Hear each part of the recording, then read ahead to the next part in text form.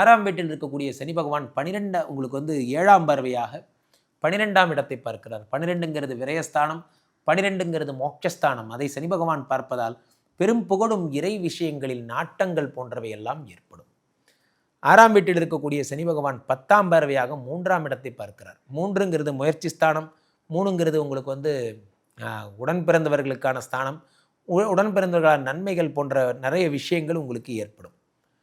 அதே நேரத்தில் குரு பகவான் எதை பார்க்கிறார்? 9ஆம் வீட்டில் இருக்கக்கூடிய குரு 9, 10, 11 பார்க்கிறார். லாபங்கள் பல வகைகளில் வரும், பணம் பல வழிகளில் வரும். பணத்தால் உங்களுக்கு வந்து பார்த்திங்கன்னா பெரும் புகழ் என்பவை எல்லாம் கிடைக்கும்.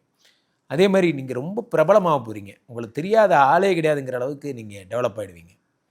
9ஆம் வீட்டில் இருக்கக்கூடிய குரு பகவான் 7ஆம் பார்வையாக 3ஆம் இடத்தை பார்க்கிறார். அவரும் அதே தான், உங்களுடைய முயற்சி மற்றும் சகோதர ஸ்தானத்தை பார்க்கிறார். 9ஆம் வீட்டில் இருக்கக்கூடிய குரு பகவான் 9ஆம் பார்வையாக 5ஆம் இடத்தை பார்க்கிறார். அப்போ நிறைய லேண்டு சேர்த்துறது, வீடு வாங்கிறது, வண்டி வாங்கிறது, வாகனங்கள் வாங்கிறது போன்ற நிறைய நல்ல விஷயங்களும் உங்களுக்கு நடக்க போகுது.